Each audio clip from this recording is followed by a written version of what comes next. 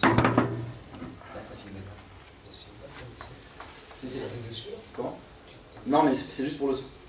C'est la vidéo, c'est pas pour moi. Passé, présent, futur. Jusque-là, pas trop dur. Le problème, et d'ailleurs ça me fait penser, je sais pas si vous étiez là, il y a eu toute une discussion là, lors d'une séance. Ça va, Nassim? Oui, oui, c'est au niveau de quoi? C'est passé, présent? Non, mais il avait dit que c'était un alexandrin de la phrase, mais non. Oui, il y avait eu un débat avec une jeune fille, je sais plus comment elle s'appelle, une blonde, la copine de Swan, sur l'ici et le maintenant. Vous vous rappelez, je sais pas qui était là, qui était pas là. Mais bon, il y avait eu tout un truc là, elle défendait la vie dans l'ici et le maintenant, etc. Et puis d'autres essayaient de lui contester, mais non, l'ici et le maintenant, ça veut rien dire, ça contient rien, ça n'est jamais. Et effectivement, on voit bien que la présence ne va pas se limiter justement au présent. Et ça va être là que Heidegger va découvrir le problème premier de cette conception familière du temps.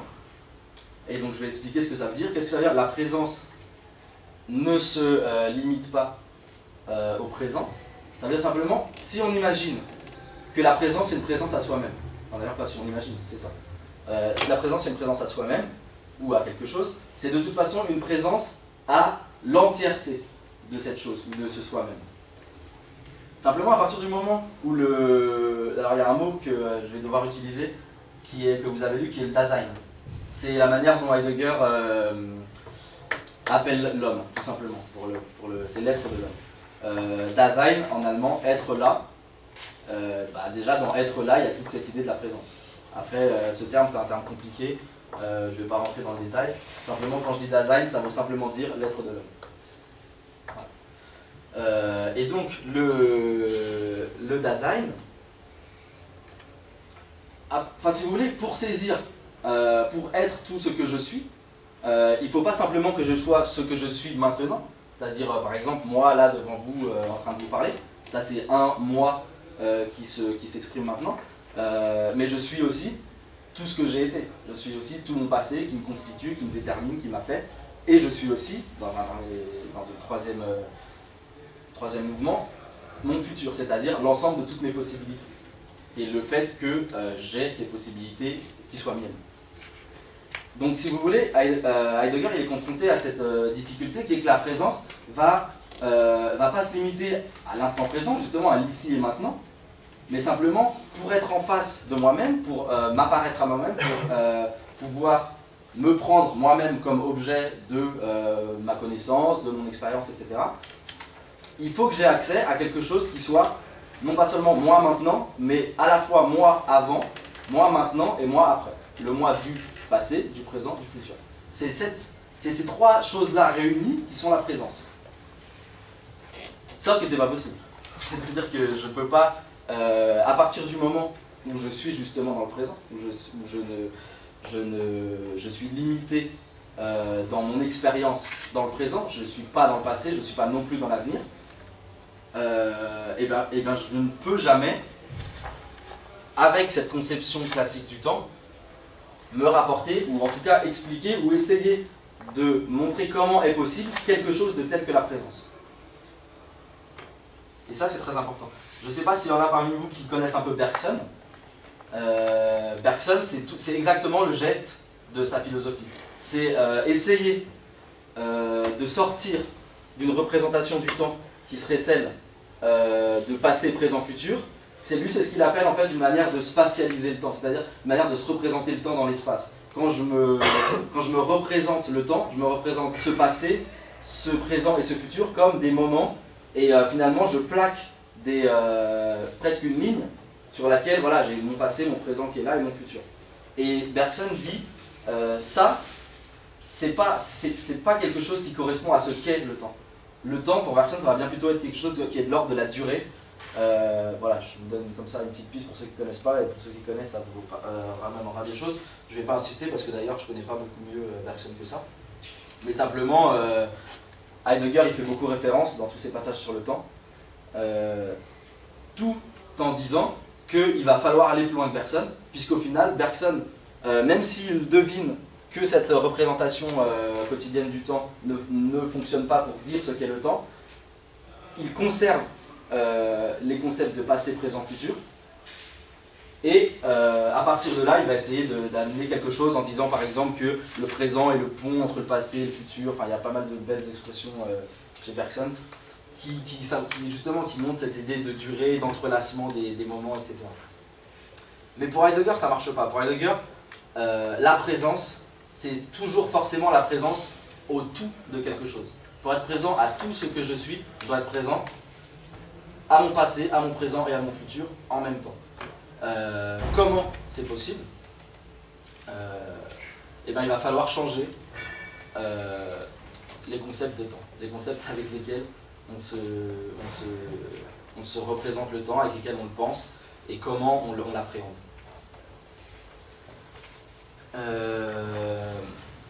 Donc Heidegger, il va mettre en place une structure qui n'utilise plus ces concepts. Ça ne veut pas dire qu'il n'y a plus de passé, plus de présent, plus de futur. C'est simplement que philosophiquement, il va être obligé d'en passer par quelque chose d'autre pour pouvoir justement rendre possible la présence en fait. Comment est-ce que c'est possible que mon passé, mon présent et mon futur se cristallisent dans quelque chose qui est moi? Et il va utiliser une structure qui en fait ce qu'il appelle l'être au monde, qui caractérise aussi comme souci. Souci, S-O-U-S-I. Donc de cet être au monde, de cette conception du temps.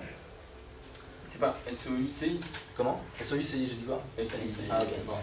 Parce qu'on pourrait croire que ce serait Ouais, mais ça un aurait truc été- à la Heidegger.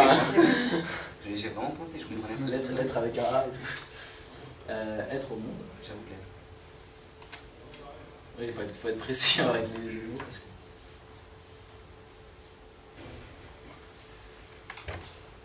Être au monde.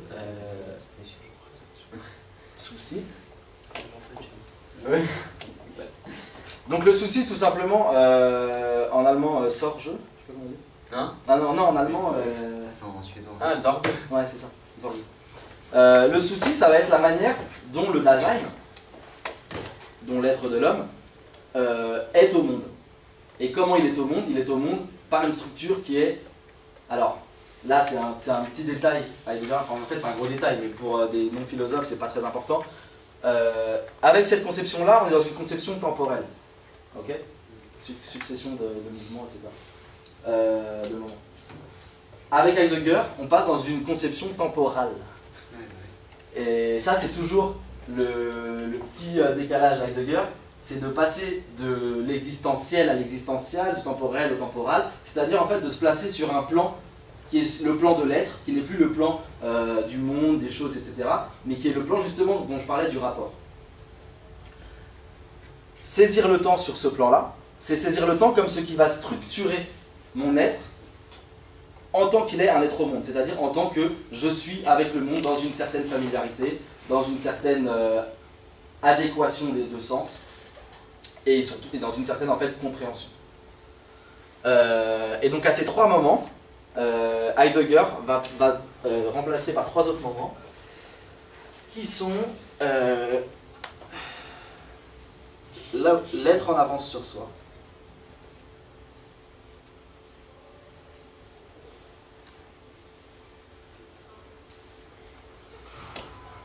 l'être déjà haut, Ouais, fini. Ça n'est pas possible. et l'être haut.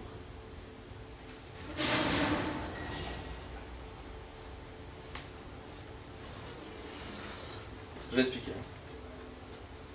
Vas-y Hugo. Ouais, moi c'était la question c'était est-ce que la structure de l'être au monde, elle implique forcément une médiation avec soi? Comment ça?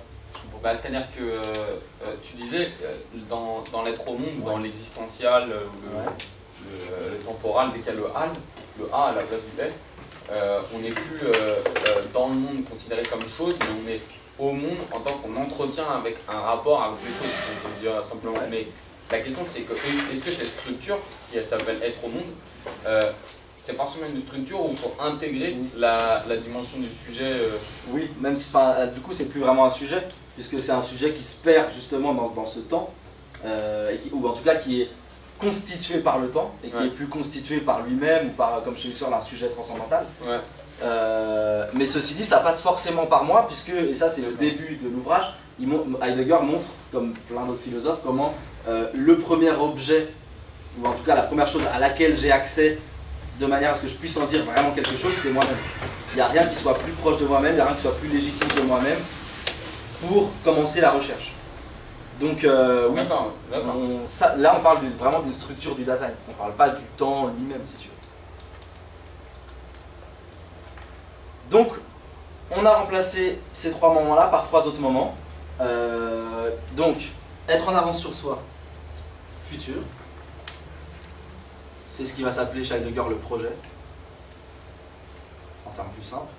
Être déjà au passé, c'est ce qui va s'appeler, en termes plus simples, même s'il faudra expliquer, la facticité. Et être au présent, qui n'a pas de meilleur mot. Qu'est-ce qui se passe? Déjà, on peut très vite se rendre compte qu'avec ces trois nouvelles conceptions du temps, enfin ces trois nouveaux moments du temps, même si ce sera justement plus des moments, on n'est plus dans des mots qui sont temporels. On n'est plus dans des passés, présents, je sais pas, continuité, etc. On est dans autre chose. Et cependant, on est toujours dans du temps, au sens où ces trois moments vont structurer d'un même... Heidegger il dit qu'ils sont simultanés, mais justement on n'est plus dans l'ordre du temporel, on est dans l'ordre du temporal, donc c'est autre chose. Mais en tout cas, ils jaillissent d'un même endroit, et vont à un même endroit, et d'un même coup, si vous voulez, du même coup. Donc qu'est-ce que ça veut dire? Ça veut dire que tout d'un coup, le temps, qui était cette représentation extérieure spatiale, comme disait Bergson, devient quelque chose qui s'intériorise, et qui devient la manière dont je suis amené dans le monde. Comment je suis amené dans le monde? De trois façons. Je suis toujours en avance sur moi-même, c'est-à-dire je suis toujours inscrit dans un projet qui me définit. Je veux aller aux toilettes, je veux m'asseoir, je veux tout le temps. Je ne peux pas m'échapper de ça. L'être déjà au passé, c'est-à-dire en fait, ce projet-là s'inscrit forcément sur quelque chose, sur un passé, qui est ce qu'Heidegger appelle la facticité, c'est-à-dire le fait d'être là, le fait que je sois ce que je suis, donc c'est-à-dire tout ce qui me constitue comme ce fait, mon passé, et l'être auprès, qui est le présent, c'est-à-dire le fait que je peux toucher cette chaise, je suis auprès des choses, je suis dans le monde, je suis parmi elles, je suis avec elles, etc.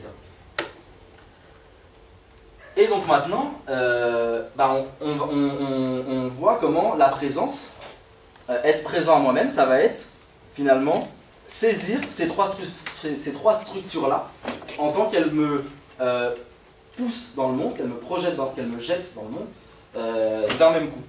Et tout d'un coup, si vous voulez, là, ce même coup, on a fait un grand pas avec l'étape précédente, c'est que dans cette étape, ce même coup n'était pas possible, puisque justement, le passé excluait le présent excluait le futur, et vice-versa. Maintenant, les uns n'excluent plus les autres, ils se donnent tous ensemble. C'est un seul et même mouvement du Dasein qui est celui du temps. Voilà, ça c'est vraiment le pas décisif qu'acquiert Heidegger à ce moment-là. Maintenant, ça ne veut pas dire, parce que le chemin n'est pas fini, là on est à la moitié du livre, que à ce stade-là, on est encore capable de justement de comprendre cette présence, de la rendre, de lui donner un sens, qui sera justement le sens de l'être. Donc je continue ce chemin vers la présence dans une dernière étape qui va nous mener justement du coup au texte qui traitait de la mort et du finir.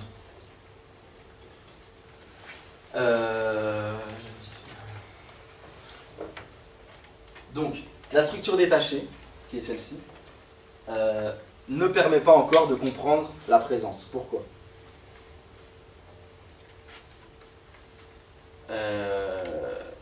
Eh bien parce que il y a toujours dans cette façon d'être au monde, quelque chose qui m'interdit à moi-même. Il y a toujours quelque chose qui m'enlève à ma présence. Et ce quelque chose, c'est justement ces trois moments-là. À partir du moment où je suis toujours déjà dans le monde, à partir du moment où je suis toujours déjà inscrit dans un projet, où je suis toujours déjà ce que j'ai été, et à partir du moment où je suis toujours déjà en présence des choses, je ne suis jamais, enfin, en présence des choses, du coup, ça peut vous embrouiller, mais à partir du moment où je suis toujours auprès des choses, comme il dit, et ben je suis toujours poussé en dehors de moi-même. Et c'est ça le souci, c'est cette façon dont on est poussé en dehors de soi-même par le temps dans le monde. Et mais du coup, qu'est-ce que ça veut dire être poussé en dehors de soi-même? Ce que Heidegger appelle l'extase. Tout ce processus-là est un processus d'extase. Ça veut dire que ce qui reste en retrait dans l'extase, ce moi-même, est inaccessible. Puisque c'est ce point à partir duquel je suis poussé dans le monde. Mais là où je suis, c'est le monde. L'être là, le Dasein, c'est un être au monde. Donc, on est toujours dans cette... la présence pose toujours problème.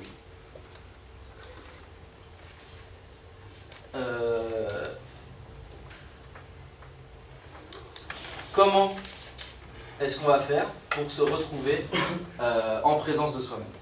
Et donc, du même coup, pour comprendre ce que nous sommes.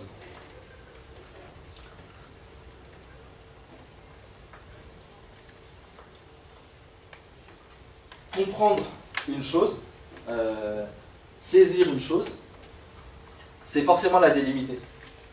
Je vois ce livre, je comprends ce livre, je l'appréhende. Ça veut dire, je le délimite, ce livre n'est pas cette table. Ce livre n'est pas l'air qui l'environne, ce livre n'est pas cette table. C'est pourquoi Heidegger va parler d'une... il faut qu'on saisisse ce qu'on est dans cette entièreté. C'est-à-dire, en fait, il faut qu'on soit capable de se délimiter. C'est pour ça qu'il va poser la question, qu'est-ce que ça veut dire finir pour un homme? Si on considère l'homme comme un livre, ça ne marche pas. Et on reviendra parce que c'est dit dans le texte. Finir pour un livre, ça serait par exemple, pour ce livre, disparaître. Je le brûle. Heidegger prend deux exemples. Il prend l'exemple de la Lune. Il dit, est-ce que on est... d'ailleurs, enfin ça moi j'aime bien cet exemple. Est-ce qu'on finit? Finalement, est-ce qu'il n'y a pas aussi des choses qui, comme nous, se rapportent à leur finitude, mais non pas sur le sens justement de la disparition des objets, etc., mais dans un sens qui serait le même que nous, c'est-à-dire dans un sens, c'est ce qu'il appelle Heidegger,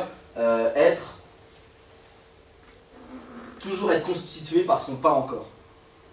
Ça veut dire que en tant que je suis en avance sur moi, en tant que j'ai un projet, un futur, le moi que je suis, quelque part, est constitué par du pas encore moi, mais qui sera moi dans l'avenir. Je ne suis pas encore le professeur de philosophie que je serai.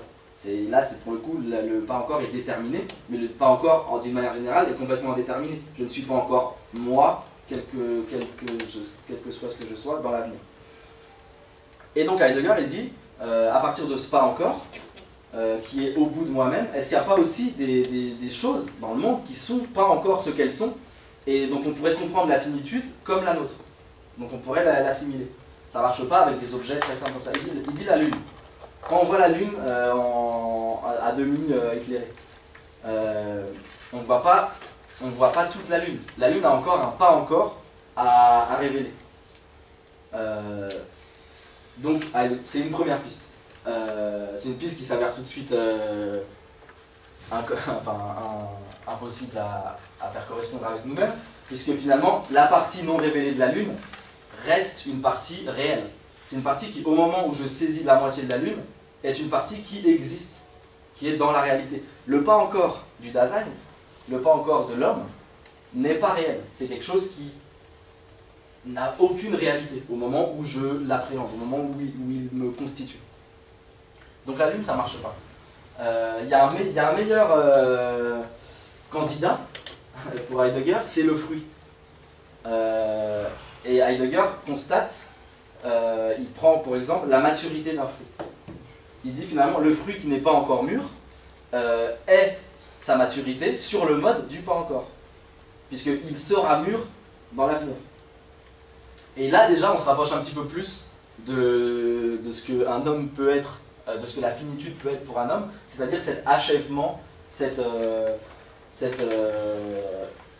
réalisation de ce que nous sommes dans la maturité, etc. Le problème, c'est que si un fruit va à sa maturité, un homme peut finir, un homme peut mourir avant d'être mûr. Et d'ailleurs, enfin, même être mûr pour un homme, qu'est-ce que ça veut dire? Si on reste sur un plan corporel,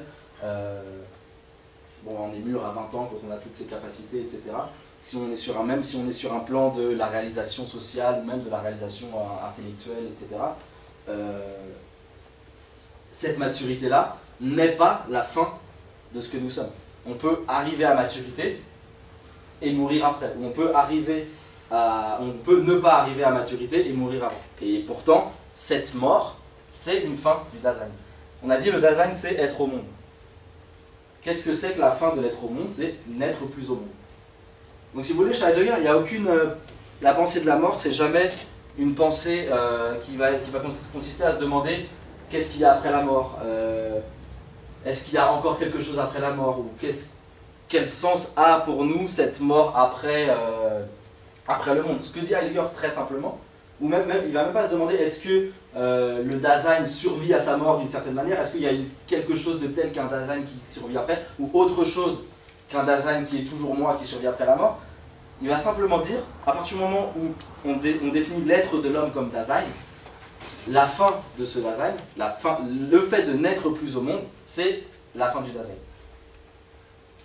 Après, toutes les autres questions, c'est plus du champ de ce qu'il appelle la phénoménologie, puisque justement, on n'est plus dans un rapport de phénomène aux choses, on n'est plus dans une capacité à recevoir les choses en tant qu'elles nous apparaissent. Donc, mourir, ne plus être au monde, il va falloir, pour saisir ce qu'est la présence, se poser la question de cette mort. En quoi la mort de l'homme n'a absolument rien à voir, en quoi la mort de l'homme est absolument... Enfin, il n'utilise jamais le mot absolu, en quoi la mort de l'homme n'est pas du tout la même fin que pour tout ce qui n'est pas l'homme. En quoi il y a dans la mort de l'homme quelque chose de profondément, il dit insigne, c'est-à-dire de propre.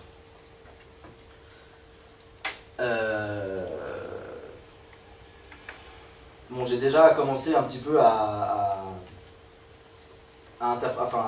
commenter le texte avec tout ce que j'ai dit. Mais justement, je parle du propre. La mort, ça va tout de suite. Alors c'est cool, je sais. La mort, ça va tout de suite, est-ce que ce qui apparaît pour Heidegger comme, et là ça rejoint ta question de tout à l'heure sur la question du soi, comme ce qui est mien, au sens le plus haut. C'est-à-dire qu'il n'y a rien qui soit plus mien que la mort. Ce qui se détermine là, dans cette structure du temps, comme mien, c'est la mort. La mort est la possibilité la plus mienne. Personne ne peut mourir à ma place. Ça se résume assez simplement comme ça.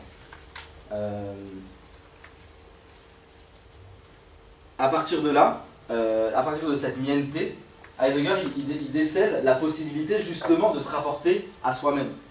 À partir du moment où j'ai quelque chose qui est complètement moi, qui est complètement à moi, j'ai quelque chose de tel que moi qui se réfère à cette chose qui est à moi.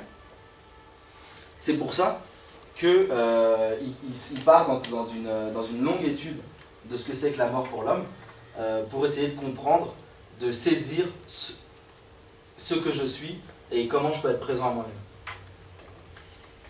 Et donc on a vu que ce moi-même, c'était cette structure. Et on a vu comment cette structure, en tant qu'elle m'expulse dans le monde, en tant qu'elle me fait sortir de moi-même par le temps, m'interdit finalement de m'achever. Elle m'interdit d'être toujours entier. Sauf que maintenant, avec la mort, Heidegger trouve quelque part, pas l'objet de l'entièreté, mais en tout cas le point qui concentre cette entièreté que je suis, c'est-à-dire finalement un rapport à cette loi. Et c'est ce qui est dit dans ce texte-là, et c'est pour ça que j'ai choisi, parce que c'est un texte, déjà il y a une citation qui est beaucoup reprise, sitôt qu'un homme vient à la vie, il est tout de suite assez vieux pour mourir, mais surtout parce que c'est là qu'on... Attends, je vais passer un peu. Ah non, c'est bon. Mais c'est surtout parce que c'est là qu'apparaît pour la première fois dans les traitants la définition du Dasein comme un être vers la mort.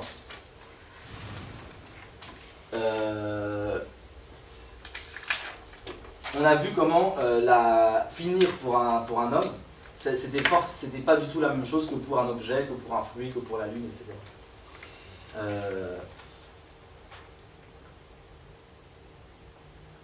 Oui. Ouais. Ouais, j'ai une question, c'est est-ce que aussi là Heidegger veut nous dire que lorsque les gens, lorsque les hommes plutôt parlent de la mort, est-ce que ils se méprennent sur le sens que justement il faut attribuer au concept? Ouais, tu gardes ta question et j'y réponds après. Okay, ça marche. là, il me reste un dernier moment et après j'ai fini. Et ça, c'est un truc que j'ai pas abordé et qui est très important chez vous. Et donc oui, qu'est-ce qui se passe avec la mort? Il se passe que ce pas encore qu'est l'homme, contrairement à l'objet, c'est quelque chose qu'il est, justement sur le mode du pas encore. Ma mort, je suis ma mort à chaque instant. C'est-à-dire que la mort, c'est pas quelque chose qui arrive à la fin du terme, c'est pas quelque chose qui arrive à la fin du parcours du Dasein. C'est quelque chose qui, chaque fois, à chaque moment, dans cette structure temporale, s'annonce comme la fin de cette structure. Et c'est ça qui va permettre à Heidegger de s'engager dans le chemin de la présence, c'est que je suis ma mort à chaque instant. Je suis toujours en train de mourir, je suis pour ma mort. Mon projet ultime, la fin de mon existence, même, et ça c'est difficile à dire, mais le sens de mon existence, au sens d'Heidegger, c'est ma mort. Bon, c'est pas non, mais c'est quand même quelque chose de très fort, moi je trouve, pour un philosophe, d'arrêter le sens de l'existence, plus du tout sur des considérations métaphysiques, Dieu, après la mort, tout ce qu'on veut, mais sur quelque chose qui est de dire, le sens de mon existence, c'est d'être pour la mort, c'est d'aller à la mort. Maintenant, je finis là-dessus, mais petite touche joyeuse, cette mort, c'est la vie. C'est-à-dire que, non mais être pour la mort, c'est être pour la vie, c'est exactement la même chose. Comment est-ce que je vais aller saisir ma mort? Je vais vivre. Et c'est cette vie-là qu'il va falloir assumer, porter, c'est cette structure-là, en tant que je suis toujours expulsé de moi-même dans le monde, dans ce monde qui est ma mort, qu'en l'assumant, en la devançant, et ça je pense que l'année prochaine je ferai quelque chose là-dessus, en l'assumant et en la devançant, je me l'approprie, et du coup je m'approprie par le même coup toutes mes possibilités, et c'est pas dépasse la mort, mais c'est je fais la mort vie, et je suis présent dans la vie. Mais ça, l'année prochaine, on pourra approfondir là-dessus, parce que c'est la partie la plus intéressante dans les traitants, c'est comment on résout cette structure dans, justement, assumer la mort et dans la structure de l'être en avant de soi, prendre toujours de l'avance sur cet être en avance, c'est-à-dire toujours se positionner en tant qu'on sait ce que l'on est, et en tant qu'on l'assume, pour vivre et être là pour les autres, être là pour soi, etc. Voilà. Donc je vais relire le texte à voix haute avec tout ce que j'ai dit. Il y aura peut-être des choses qui se seront éclaircies. Si vous voulez qu'on revienne sur le texte, évidemment avec plaisir. Et si vous avez d'autres questions, avec plaisir aussi. Donc à ce stade-là, Heidegger il vient de finir son développement sur la lune, le fruit, etc. Et il se dit qu'est-ce que ça veut dire finalement finir, puisque ça ne veut pas dire toutes ces choses-là pour le Dasein, pour l'homme.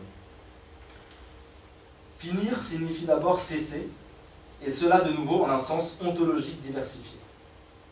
Voilà, c'est simplement ontologique, c'est ce que je vous ai dit tout à l'heure, c'est se placer sur le plan du A, du temporal, de l'existentiel, sur le plan du rapport, pour faire très simple. La pluie cesse. Elle n'est plus là devant. Ça, il faut le prendre comme quelque chose. Il y a beaucoup de concepts comme ça qui paraissent un peu saugrenus avec des tirets, etc. Mais la pluie n'est plus là devant, ça veut dire tout simplement ce que ça veut dire. Non, mais c'est vrai, parce qu'à la fin, on s'embrouille, il y a des trucs. Le chemin cesse. Ici, finir n'entraîne pas la disparition du chemin, mais la disparition dont je parlais tout à l'heure, par exemple, du livre, mais cette cessation détermine au contraire le chemin comme le chemin là devant que voici. Donc finir, c'est pour le chemin n'être plus là devant. Finir comme cesser peut en conséquence signifier passer dans le non-être là devant. Ça, encore une fois, c'est ce que ça veut dire, ce que ça veut dire, ne plus être là devant. Ou encore n'être justement là devant qu'avec la fin. La fin du chemin. Voilà, là il parle toujours du chemin.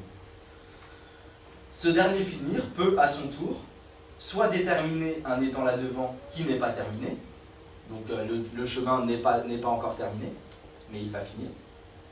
C'est la phrase. Un chemin en cours de construction s'interrompt. Soit constituer le stade terminal, entre guillemets, alors ça j'avoue que. Enfin, je sais pas ce que c'est. Enfin, je veux dire, on peut le comprendre assez facilement dans la phrase, mais je sais pas pourquoi il le met entre guillemets. Soit constituer le stade terminal d'un étant là devant. Il prend un exemple, avec le dernier coup de pinceau, le tableau est terminé. Donc ce qui fait sûrement un jeu de mots avec la mort du Dasein. Okay. Ah oui.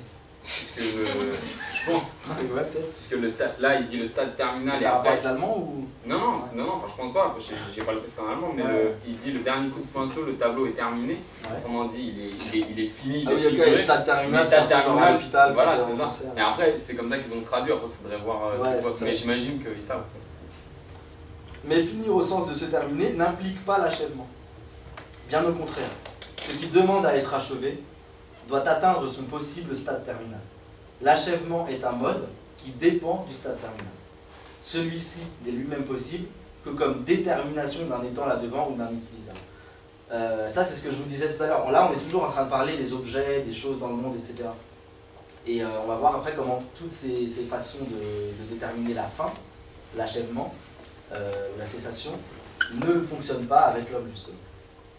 Et ce qu'il appelle un étant là-devant, c'est tout ce qui n'est pas là, en fait. L'homme n'est jamais un étant là-devant. L'homme n'est jamais... Enfin, l'autre peut l'être, mais moi-même, pour moi-même, non. L'homme n'est pas un utilisable. En tout cas, il ne faut pas le définir comme tel. Et voilà, la phrase suivante. Aucun de ces modes de finir ne convient pour caractériser la mort comme fin du Dasein. Si le trépas était entendu comme être à la fin, au sens d'une fin du genre dont nous discutons, donc celle du chemin, celle du tableau, etc., alors le Dasein serait par là même posé comme étant là devant ou comme utilisable. C'est ce que je viens de dire qu'il ne fallait pas faire si on voulait comprendre le sens d'être du Dasein, puisque le Dasein, c'est pas seulement une chose parmi les choses, c'est le fait de se rapporter à toutes les choses. C'est ça que ça veut dire la phrase. Si on prend la fin du Dasein comme la fin d'une chose, on considère le Dasein comme une chose. Or, le Dasein, c'est pas une chose, c'est ce qui permet aux choses de se dévoiler, ce fait d'être en rapport avec les choses. De même que le Dasein est constamment déjà son pas encore pendant tout le temps qu'il est, ça c'est ce que je disais sur la mort, de même, il est aussi déjà toujours sa fin. Et là, c'est cette phrase-là qui est hyper importante dans le texte, c'est ce moment où on bascule, où on trouve finalement la clé qui va permettre de définir la fin du Dasein.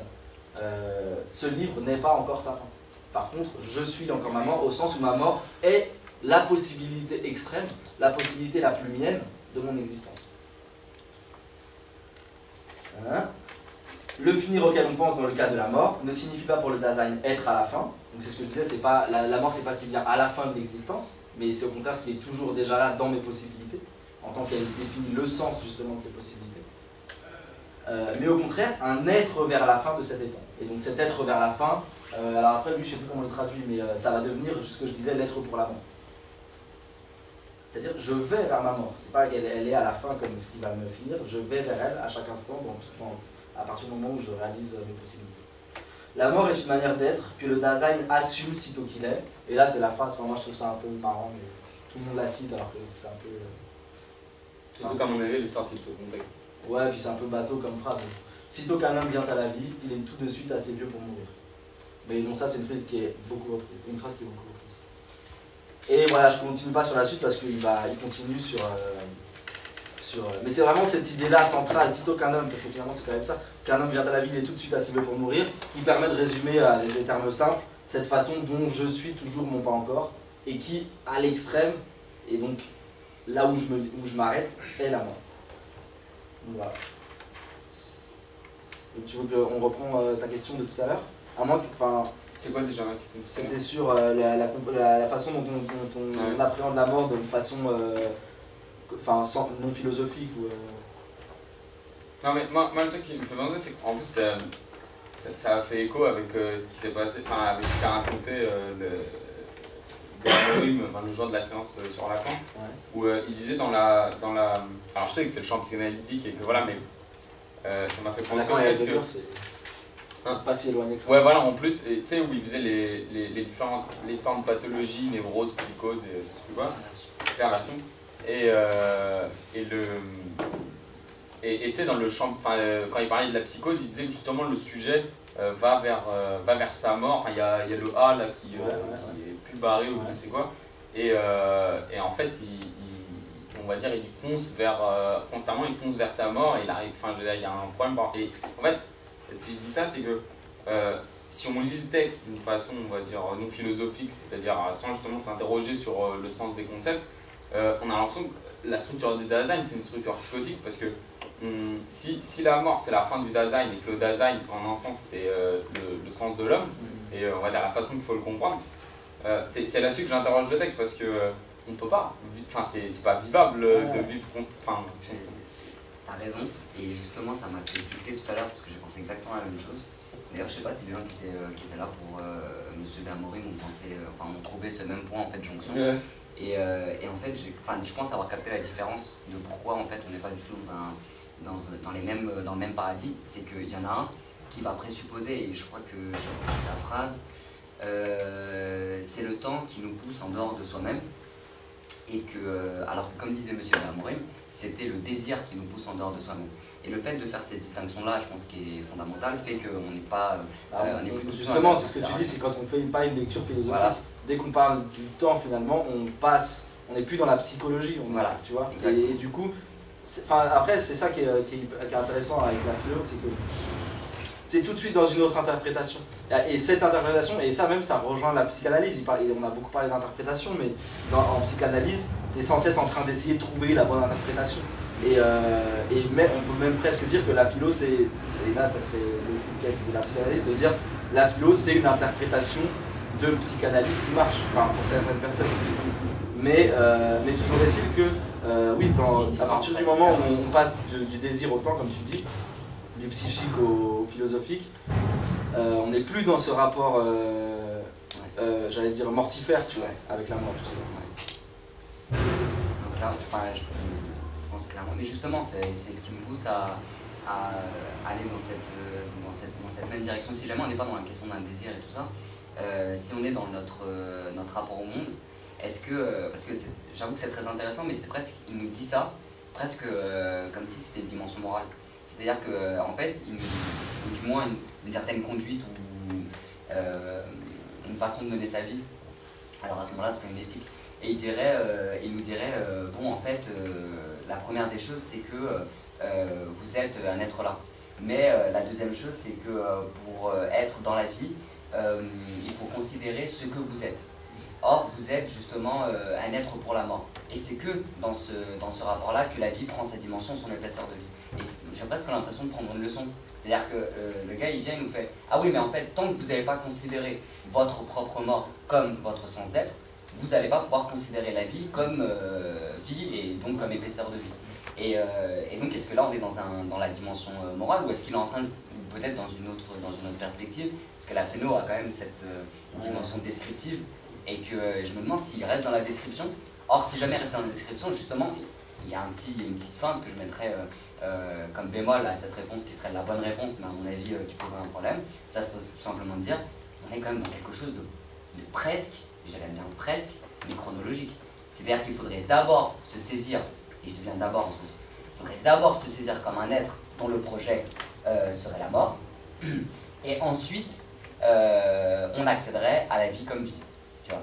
Et donc là, on serait justement, ce serait problématique du point de vue de la description. Ouais. Et alors que si c'est moral, une étape nous permet de nous saisir ensuite comme être pour la vie après avoir été être. Moi, après, moi, mon interprétation, elle est morale. Enfin, même si elle est morale aussi. même mon envie, elle est morale. Si tu veux. C'est tout un débat parce que finalement, Heidegger, enfin, c'est le mec qui s'est inscrit au parti nazi et qui. Mais oui, si tu veux, le Heidegger, il y a cette contradiction qui est que. Enfin, il y a beaucoup de gens qui essayent de défendre être étant comme un projet éthique, justement parce que Heidegger, il a fait n'importe quoi. Il a fait n'importe quoi, il a pas... Après, c'est des détails historiques très, très précis qu'il faudrait discuter, mais il était inscrit au parti nazi, et même s'il a jamais rien fait, etc., d'après ce qu'il a dit, il a fait ça pour pouvoir continuer à enseigner en Allemagne à ce moment-là, mais en tout cas, il a fait une erreur, et il l'a reconnu, tu vois. Mais d'ailleurs, ce qui est beaucoup plus qu'une erreur, mais bref, ça sert à rien de parler de ça, mais en tout cas, ça montre que la question de l'éthique dans l'être étant est très importante. Et d'ailleurs, moi j'ai une lecture très éthique d'être étant, notamment parce que dans tout ce dernier moment qui est celui de la résolution dont je parlais tout à l'heure, qui est le fait d'assumer, de devancer sa mort, etc., Heidegger montre comment ce moment est exigé par quelque chose qu'il appelle la conscience morale.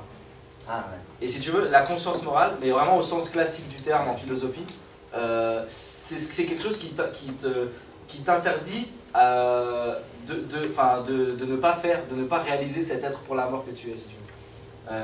Donc c'est quelque chose de très important. Maintenant, Heidegger, il reste toujours extrêmement descriptif.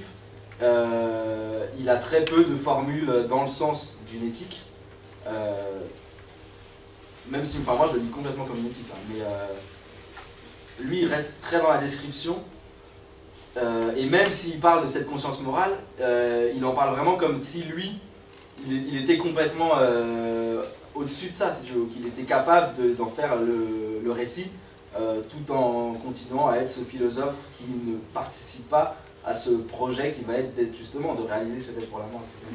Mais bon, ça c'est un détail. Mais je réponds à ta question. Totalement, ouais, vas-y. Non, personne n'avait la main? Il y a une question. Ouais, tu vois.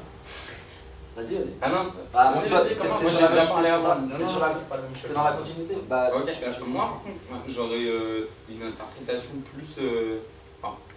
Bon, après, on peut toujours aller vers la morale. Hein, tu parles de ce moment-là ou de ouais, en général de ce dont on est en train de parler, la question de la mort. Parce que, non, c'est parce que quand je dis justement que la morale intervient quand même dans un second temps, c'est une fois le constat fait, comment ça se passe. Si tu veux, à ce stade-là, on est Ouais, d'accord. on est quand même dans la description. Parce que moi sur ce passage, et notamment sur lorsqu'il dit de même que le Dasein est constamment, déjà son pas encore pendant tout le temps, mais c'est son appel de droit, j'aurais une interprétation un peu plus vers, désolé de faire l'histoire de la philo, mais je vais vous expliquer comme ça va pas faire blabla, vers Aristote, parce que je pense que ce que là veut nous dire Heidegger, c'est que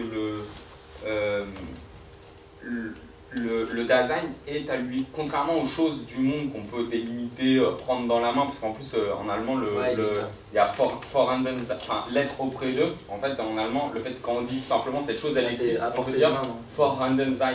Et en fait Hand c'est la main. Et fort, ça veut dire. C'est pour ça que je disais, ça veut dire. Et vraiment, ça, c'est une petite technique, terminologique. Mais voilà, le Dasein n'est pas justement une chose qu'on pourrait désigner dans l'espace et délimiter une fois pour toutes. Après, il y a des choses justement qu'on peut étendre, mais je veux dire, on peut toujours les poser une fois pour toutes et dire elles sont ce qu'elles sont. Elles sont posées dans un moment temporel et on les a totalement délimitées.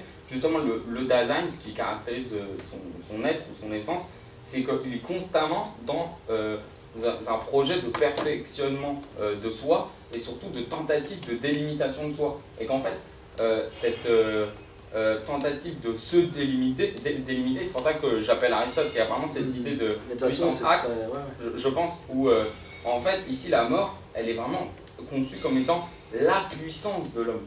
C'est parce que, et là, je cite le texte parce que le finir auquel on pense dans le cas de la mort ne signifie pas pour le Dasein être à la fin, c'est-à-dire ce qui arrive à la fin de la vie, mais au contraire un être vers la fin de cet étang.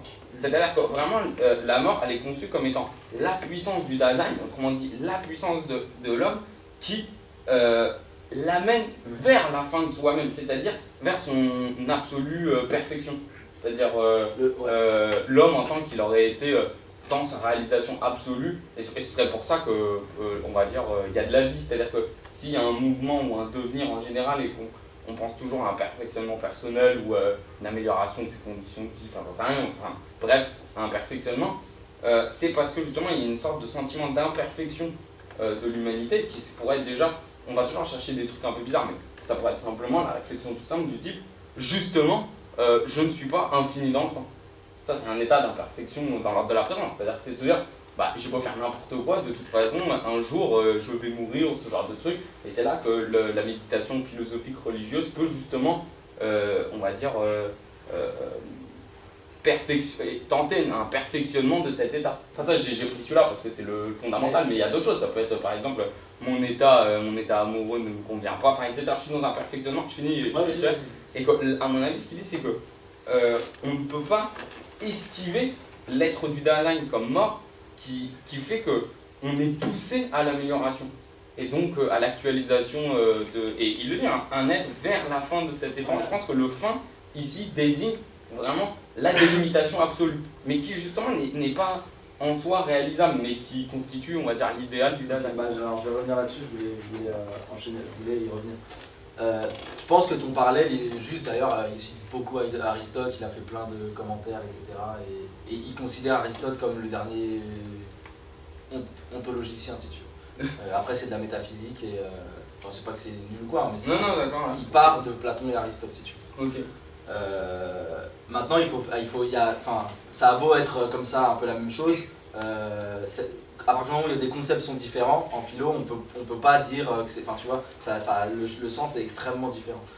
Il n'y a pas du tout l'idée de perfection chez Heidegger, jamais. Non mais alors, c'est quoi un être vers la fin de cet étang? C'est quoi une fin? Bah, là, c'est la fin au sens de finir. C'est pas la fin au sens de...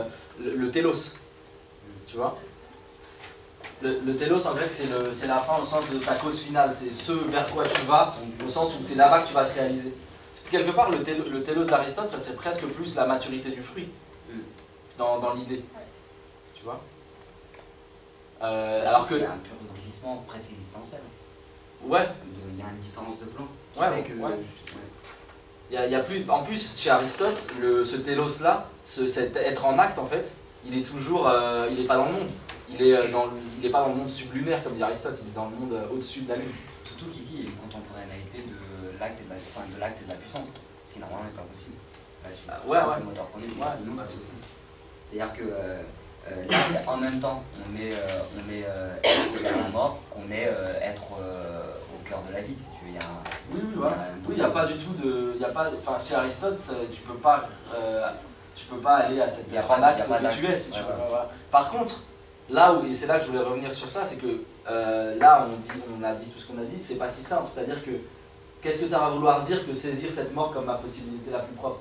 La mort c'est rien d'autre que ce qu'Heidegger appelle l'impossible possibilité, c'est-à-dire que c'est la possibilité ultime de mon être, celle qui finalement le finit, le détermine et donc lui dit ce qu'il est et le rend présent à lui-même, mais je peux jamais saisir cette mort en tant qu'elle est ce qu'elle est, puisqu'elle est toujours indéterminée. Précisément parce qu'elle est morte, parce qu'elle est fin d'être au monde. Et c'est là qu'il y a une contradiction qui peut-être pourrait être mise en parallèle avec l'en-acte en puissance l'en-acte qui ne se réalise jamais, c'est que je ne vais jamais saisir ma mort en tant qu'elle est cette mort qui est mienne. Par contre, et c'est là que va fonctionner la résolution, c'est que devant cet échec qui serait de saisir ma mort, et qui serait de me saisir tout entier comme ce que je suis, et qui serait finalement de me rendre éternel à moi-même, Sartre dit que ça c'est l'instant qui n'existe pas. Il dit que l'éternité c'est pas tout le temps infini qui est sans fin, c'est un instant rempli. Ça c'est pas possible. Et c'est à partir de là qu'il va falloir mettre en place un mouvement, une éthique justement, moi je pense vraiment que c'est une éthique qui va permettre de sortir de cette contradiction et de transformer la mort comme vie, et de montrer comment, à chaque fois que je devance mes possibilités, à chaque fois que je les assume, à chaque fois que je me les approprie, je meurs au sens heideggerien, c'est-à-dire je vis. Et je suis présent à ce que Mais la mort, on ne peut pas la concevoir comme fin de possibilité. La mort, c'est quand il n'y a plus de possibilité. Ouais, c'est ça. Ouais. Mais le fait de considérer en fait les possibles ou l'infinité des possibles au cœur de la vie, c'est le fait de considérer leur infinité, ce n'est que conditionné, enfin ce n'est possible que parce que c'est conditionné par le moment où il n'y a plus de possibilités. C'est qu'à ce moment-là qu'on saisit les différentes possibilités et là tu avais fait, je le fais avec le parallèle que tu avais fait depuis le début qui à mon avis est fondamental, c'est de considérer qu'on passait de la quotidienneté à la posture philosophique et dans la quotidienneté on ne prend pas en considération l'infinité des possibilités, on est toujours pris dans le fonctionnel, l'utilisable et qu'on fait ce qui est nécessaire d'être fait, alors que justement dans la posture philosophique on a un retrait, on saisit l'infinité des possibles. Et ça, la considération de l'infinité des possibles comme vie n'est possible que parce qu'on les a valorisés, on a valorisé l'infinité des possibles par la négation de toute possibilité, c'est-à-dire la mort. C'est que là là on voit le lien avec ce que tu avais dit au début. Rodolfo?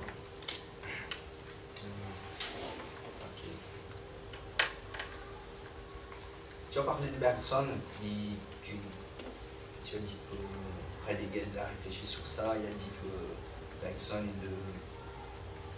qu'il pourrait faire plus qu'a fait Bergson. Et c'est vrai que ce thème de la présence de soi-même et la relation entre la présence et la temporalité, je pense immédiatement à Bergson. Et ce que je voudrais te demander, c'est cette idée de présence. Je n'ai pas bien compris ce que ça veut dire pour Heidegger. Quand je pense entre la relation de présence et le temps, chez Bergson, pour moi c'est un peu clair, parce qu'il parle d'intuition et analyse par exemple. Il dit quand on fait une analyse de soi-même, on s'extériorise, mais il construit la méthode de l'intuition, et à partir de ça, on peut intuire notre propre durée. Alors c'est immédiat ça, on peut être en présence de soi-même, quand on peut intuire notre propre durée, ça veut dire... Intuitionner? Intuitionner, c'est ça? Ouais. Pardon. Intuitionner notre propre... Bon, je sais pas intuire. Mais quand même, c'est là qu'on saisit notre moi. Sinon, si on fait ça, on est dans l'analyse, on s'extériorise, on ne sait pas ce que c'est le moi. C'est là, à partir de la temporalité, quand tu peux voir toi-même comme changement qualitatif, qui là, tu vois, c'est quel est moi, et ça, l'idée de présence, chez Bergson, pour moi, c'est impressionnant, parce que si on pense à la théorie de la mémoire, la mémoire ne disparaît pas, elle est toujours là, elle est toujours contractée dans le présent. Donc tu as tout le passé qui est contracté dans le présent. Et donc si tu peux faire ça, c'est ça que je voudrais voir, parce que je connais un peu Bergson et je ne connais pas Heidegger. Je voudrais voir ces passages, vous voyez, si je vois moi-même comme changement qualitatif, si je peux voir, intuitionner ma propre durée, je suis en présence de tout mon passé et je suis en présence de moi-même. Mais je ne vois pas qu'est-ce que Heidegger fait de plus pour... qu'est-ce qu'il fait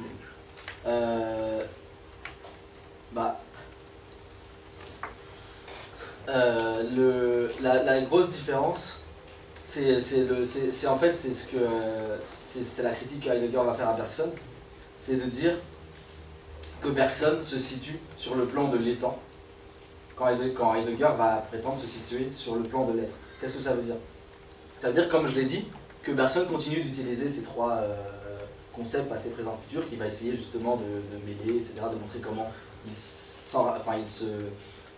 s'entremêlent les uns dans les autres et comment ils ne sont pas strictement séparés comme c'était le problème au début de mon exposé. Mais ceci dit, cette présence que saisit Bergson, ce moi présent que saisit Bergson, Heidegger, lui, c'est ce qu'il appelle l'être là-devant, c'est ce qu'il appelle, ou c'est ce que peut-être, c'est plus simple de l'expliquer avec Husserl, le moi mondain. Et alors que pour Heidegger, la subjectivité, ce que je suis, c'est jamais ce moi-là, c'est-à-dire ce moi dans le monde que je peux saisir justement parce qu'en tant qu'avant j'étais telle chose, maintenant telle autre, et je vois bien qu'il y a une différence, donc je me saisis comme étant le réceptacle de cette différence ou le produit de cette différence. Mais chez Heidegger, la présence, j'ai l'impression, moi je connais pas très bien Bergson, mais d'après ce que tu dis, la présence peut être saisie d'une certaine manière chez Bergson, dans ce moi. Chez Heidegger, c'est pas possible. Parce que chez Heidegger, ça voudrait justement dire saisir sa mort en tant qu'elle est morte. Et c'est quelque chose qui n'arrive jamais. Il le dit autrement, il dit, en reprenant justement les concepts plus généraux, Heidegger dit la présence, qu'il compare à l'intuition infinie si on veut, ça serait d'avoir conscience de soi, conscience de son soi passé, présent et futur en même temps. C'est pas possible. Donc la présence, c'est évidemment l'objectif, c'est le sens de l'être, si tu veux, mais c'est quelque chose qui ne nous est pas accessible autrement que par un moyen dérivé qui va être, donc justement dans le chapitre précédent, la résolution, c'est-à-dire le fait de se mettre en marche pour la vie. Je sais pas si, je vais essayer peut-être de répondre encore autrement à ta question, je sais pas si là tu saisis à peu près il y a vraiment un changement de plan avec Heidegger. Il va considérer l'être sans l'étant. Il va considérer l'être de l'homme, non, il va plutôt considérer l'étant homme à l'horizon d'un sens de l'être qui est la présence, mais qui n'a absolument rien à voir, qui est transcendantalement séparé de l'étant. Et alors c'est plus difficile à expliquer avec des mots plus simples, mais c'est ça. Dis-moi si tu n'as pas compris et je reprends. Mais qu'en est-il du futur chez Bergson? Qu'en est-il du futur chez Bergson? Comment il explique? Comment il explique? Qu'est-ce qu'il dit du futur, Bergson? Le futur, de toute façon, bon, on est toujours vers le futur. Je sais pas, mais je pense qu'il connaît le passé est contracté. Mais tu as raison de... Parce que si c'est de l'ordre de l'étant, ouais, c'est ça. C'est surtout que j'ai l'impression que personne, justement, avec tout ce truc de mémoire, être présent à soi-même, ça va être saisir cette mémoire qui est pas présente. déjà pour présence, je crois. J'utilise, mais non, mais ça peut vouloir dire... C'est justement pour que je pense que ça peut... Mais avec Heidegger, tout va se passer vers l'avenir. C'est-à-dire que s'il y a une présence à saisir, ça va être dans la possibilité à venir qu'est la mort. Et dans la saisie de cette possibilité comme mienne. Donc si on reste sur ces concepts-là, c'est ça la grosse différence. Maintenant, ce que Heidegger essaye de dire, c'est que la différence elle est encore plus grande. C'est que Bergson reste sur un plan qui est très mondain, même si ça marche pas, parce que Heidegger c'est un autre monde, mais si tu veux, il reste sur le plan de l'étang. Franchement, je peux vraiment pas trop le dire autrement. Et là, si tu veux, la présence que saisit Bergson, si on suit ce que tu dis, même j'ai compris que c'était pas très sûr, mais Heidegger dit on peut saisir cette présence-là, mais c'est une présence dérivée, c'est une présence qui n'est pas celle du soi, qui est celle du moi. Et c'est ça la distinction entre l'étant et l'être, c'est qu'il y a un moi, qui est moi dans le monde, représentation de moi-même, etc. Et un soi, qui est cette structure qui est une fracture en fait. C'est le temps inscrit en moi une fracture qui m'interdit d'être ce que je suis, mais qui, pas en tant qu'il me l'interdit, me fait naître comme celui à qui il est interdit d'être ce qu'il est. Ouais, mais je pense que là aussi, je me suis posé la question tout à l'heure de savoir si, justement par rapport à ce que tu viens de dire, ça rappelle ce que j'avais pensé, c'était que finalement, est-ce qu'on est vraiment, on ne peut pas être dans l'ordre de l'expérience, et je me demande si c'est pas un truc qui peut distinguer ça. C'est-à-dire que si jamais on peut s'intuitionner soi-même et considérer la mémoire en tant que dans le présent elle est totalement contractée et qu'elle est toujours là finalement, c'est finalement que c'est ce qui se passe dans l'expérience, où on est encore sur un plan qui est de l'ordre de l'expérience, et là je me dis que ça ne peut pas être un plan qui est de l'ordre de l'expérience. Tu veux dire cette présence à soi-même? En fait, le fait de considérer, de se considérer soi-même comme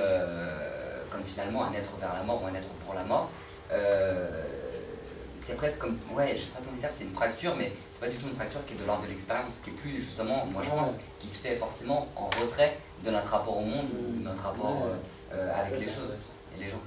Et c'est peut-être un glissement, parce que justement, comme il le disait, il y a un glissement entre ce qui est de l'ordre de l'étang, de la considération de soi comme moi mondain, et à un passage où on est sur la question du sens de l'être, donc on est plus du tout justement sur un plan d'expérience, et que là justement je pense que cette opération que tu nous as décrite, elle n'est pas réalisable comme si on pouvait dire à partir de maintenant je vais me considérer comme. C'est-à-dire que c'est ce qui découle nécessairement de l'étonnement et de la considération de soi finalement.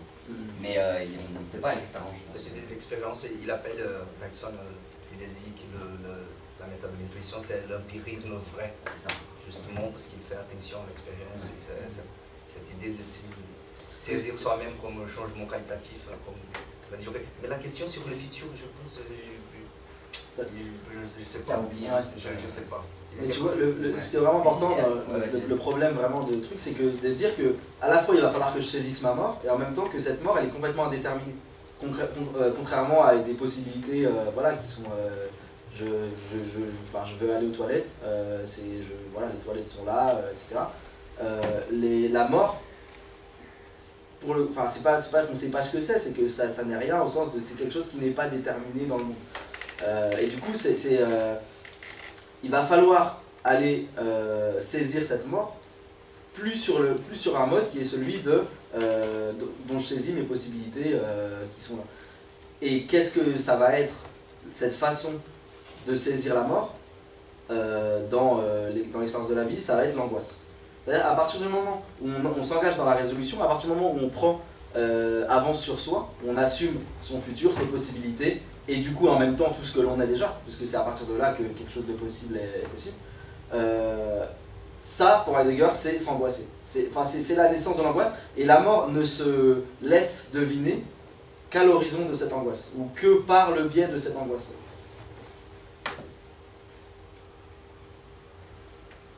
Et voilà. Il y a pas mal de gens qui n'ont pas parlé parce que vous avez des questions même beaucoup plus moins philosophiques parce que Heidegger c'est un auteur très dur à lire. On a une, mais ça reste. Moi j'avais juste une question à propos du suicide. Oui. Est-ce qu'il dit que, ce que tu as dit c'est que la mort c'était la vie et que pour saisir la mort, il fallait vivre et qu'on pouvait s'approprier notre mort. Ouais. Et du coup, le suicide, il en parle? Ouais, il en parle très brièvement. D'ailleurs, si tu veux lire le mythe de Sisyphe de Camus, tu l'as lu? Ouais. On l'a lu, il en parle beaucoup. Non, le suicide, ça va être justement l'erreur qui va consister à vouloir essayer de réaliser cette possibilité qu'est la mort. Et alors qu'il ne faut pas la réaliser, il faut l'assumer en tant qu'elle est angoisse dans la vie. Mais du coup, ça veut dire que si on meurt alors qu'on n'en a pas décidé, ça veut dire que la mort n'est pas une possibilité? Alors répète. Parce que une possibilité, c'est ce qu'on peut faire ou c'est ce qui peut nous arriver? C'est ce qui peut être. Ouais, c'est ce qui peut être au sens de... En l'occurrence, la mort, c'est les deux, mais c'est beaucoup plus ce que je peux faire, enfin, pour le coup je ne fais pas la mort, mais c'est beaucoup plus ce qui est mien. Tu vois, si tu veux, c'est quelque chose qui m'affecte, qui m'arrive, mais qui n'arrive qu'à moi et à ce que je suis moi en tant que je suis être au monde. Oui, parce que s'il dit que la mort ça fait partie de toutes mes possibilités, dans mes possibilités j'ai le fait de me supprimer, du coup si je me supprime, pourquoi ce serait moins bien que si... Oui, mais le problème c'est que en me supprimant, je supprime aussi la possibilité d'arriver à la suppression. Bah non, parce que je me supprime, du coup je suis dans la suppression. Non, justement non.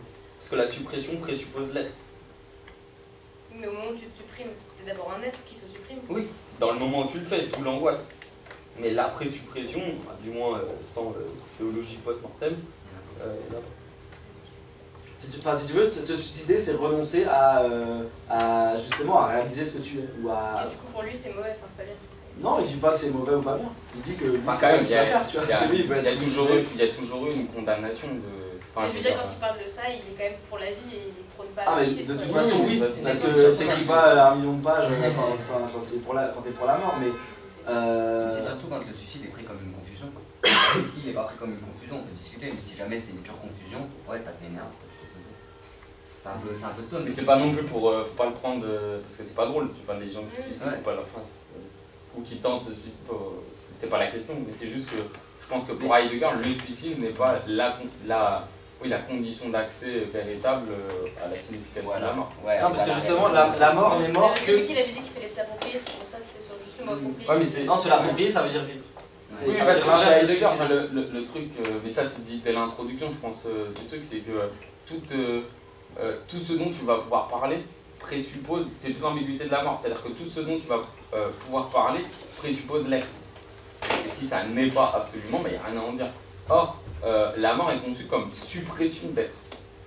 Ce qui fait, et c'est la problématique philosophique de base, on peut même l'avoir en terminale, c'est même sans aller en terminale, c'est comment avoir un accès à la mort si, alors que pourtant ça présuppose l'être. Et la mort est conçue comme suppression d'être. C'est le problème de base. Et oui, du coup, si on est être pour la mort elle est morte que dans la vie. À partir du moment où on est mort, la mort elle est plus morte si tu veux. Mais dans le principe de suicider, c'est d'abord dans la vie avant, enfin, c'était juste ça que j'avais pas. Oui, mais tu le comprends. C'est ça que le- ouais. Je vais poser une question plus personnelle. Tu as dit que la mort comme une angoisse inscrite dans la vie. Mais